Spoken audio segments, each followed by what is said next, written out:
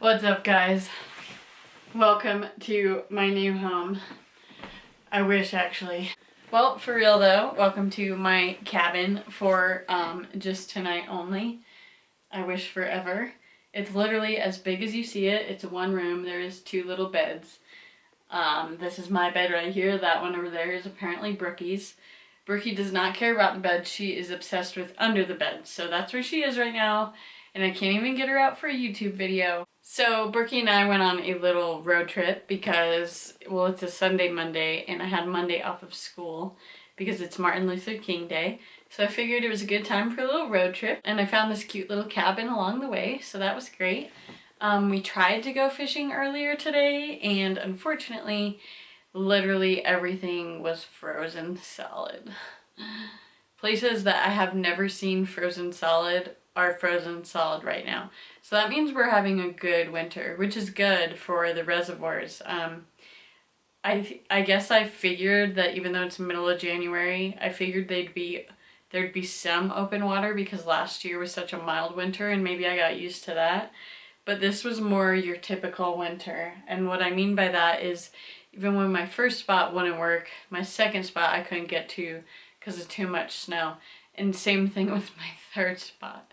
So I'm just out of luck, but that's okay. It's still gonna be super fun. It's gonna be fun staying in here. I have the heat cranked up, got some TV, got some YouTube. This is a cozy little like nightgown cabin-y like thing, isn't it?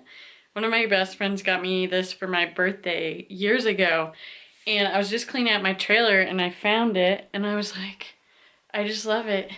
It's so cute. You can wear it with leggings. All right, so since fishing was, well, I was trying to fly fish, by the way, not ice fish, so I only had fly fishing stuff and that didn't work.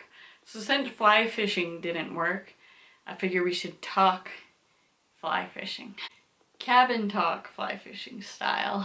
But I wanted to talk to you guys about my summer fly fishing videos because I wanted to go ahead and ask you now if there's anything in particular that you'd like to see. And if I read your comments and see some really good ones, I will definitely copy them, save them in my phone so that when summer comes along, I will make them. And if I can make them before summer, I'll do that as well. I wanted to bring up something really cool that has to do with winter fly fishing and techniques, and that is midges.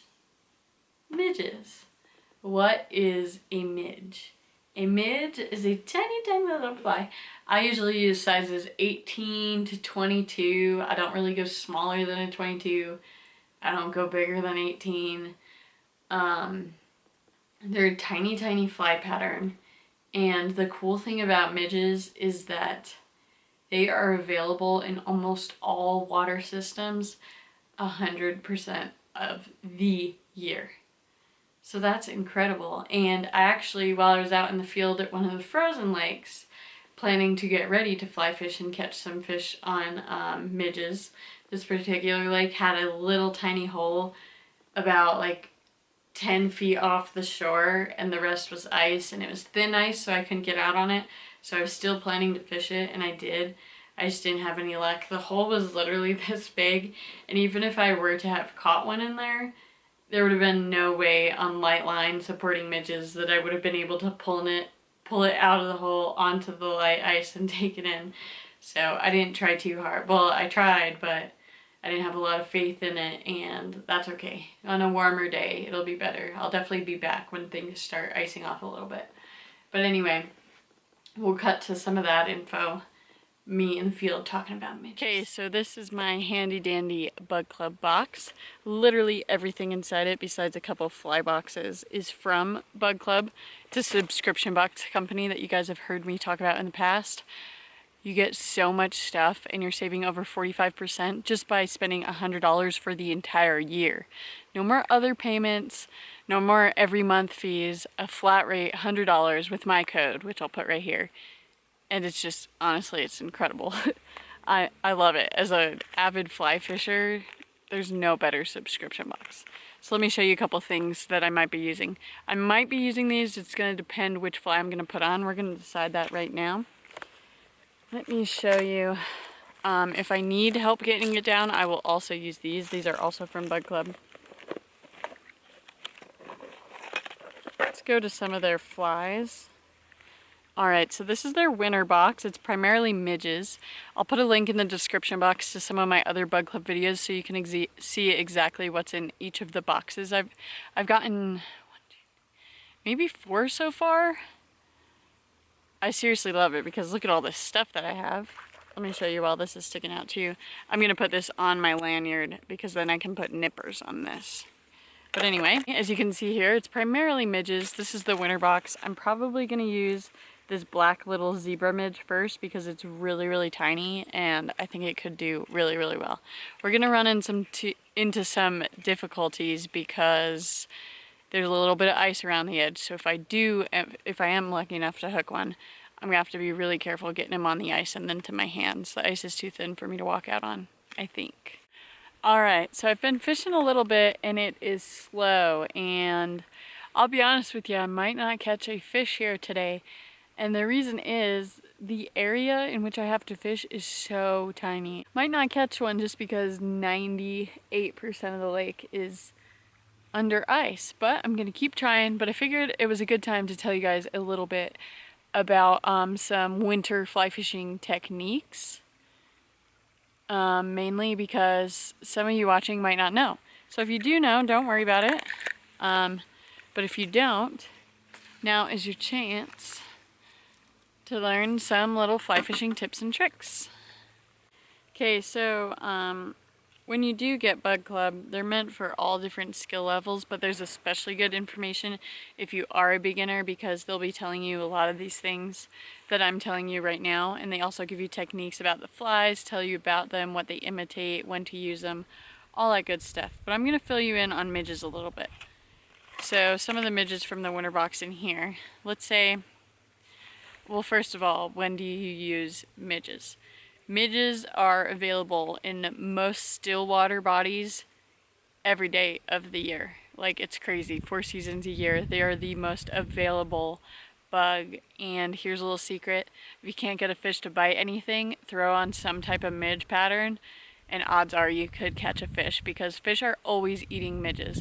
I catch fish on midges all summer long. Now, I also like fishing midges because they're really, really tiny. These ones in here, I'd say, are size like 18 to 20, 22. And I like fishing tiny flies and using light line just because I feel like it's a very natural presentation. Don't get me wrong, I like using big flies and streamers and all that. I was just looking through my streamer box and one of my streamer boxes. But anyway, yeah, I just think they give you really good opportunity. So some of my go-tos are zebra midges, some soft hackle midge patterns. They have ones in here that are red, green, black, brown, and to be honest, they all work. Sometimes I've found certain lakes where they'll only eat brown because there's only brown midges in the water. Other places they'll only eat black. So it's just kind of really different and you never really know. But anyway, what you do with a midge is you're going to put on really, really light line. This is 6X. You could do 5X as well, but I wouldn't go bigger than 5X. You're putting on light line because there's a really, really tiny eyelet for these tiny flies. So that's why you want to keep it small. Bigger line won't go through them.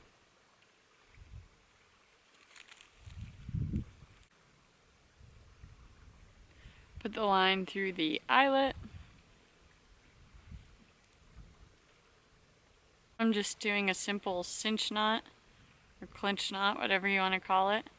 I like to twist it around 7 times or more, then put it back through the loop.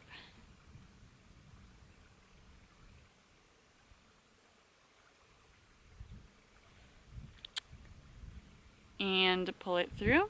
Make sure it's nice and tight so you don't lose fish because of a bad knot. Another type of knot you can use for midges is a loop knot. I use loop knots mostly for if I'm fishing 2 flies and I want a different presentation, or I'll use it on certain types of little streamers or like streamers on jig hooks and stuff like that. I'll show you guys that knot next. What's up, guys? I hope you liked that little video and tell me what you thought about that cute little cabin. That was fun, wasn't it? Super fun to get away and stay in a cute little place like that. Those tiny cabins are cheap to buy and build, and I want to have a bunch of them on a piece of land someday. Maybe rent them out for fly fishing adventures, stuff like that. I think they're so simple and so cute. As always, you guys, all the information for Bug Club is right below in the description box. I'll put a direct link, my discount code, some links to the other Bug Club videos that I've done so far. And as always, if you guys have any questions, feel free to ask me directly below in the comment. I really stand by Bug Club, and it really is an amazing idea. And I recommend starting it now because you can get the winter box, and these winter flies you can use all summer long. Trust me, like I said, the secret's out. I catch most of my big fish on midges. I'm telling you guys now. I've never told anyone before, so don't spread the word. But I am going to take Bug Club to some rivers and creeks where I know I can definitely catch some fish this time of year. Unfortunately, being the fact that lake fishing is my favorite, I definitely didn't get to fish any lakes that I was planning on because everything is super frozen. And we've had some mild winters in the past where the inlets were not frozen, and I really expected to at least have some space in the inlets, but it wasn't the case. It's just a cold, good, solid winter, but I'm happy about it because it means the fish will have a lot of fresh water in the summertime. So definitely stay tuned for more fishing videos using Bug Club flies. I'll get out there on the Provo and some creeks around Salt Lake City and show you guys how to catch the fish and do all that fun stuff in the winter. Thank you so much for watching, guys, and I will see you next time.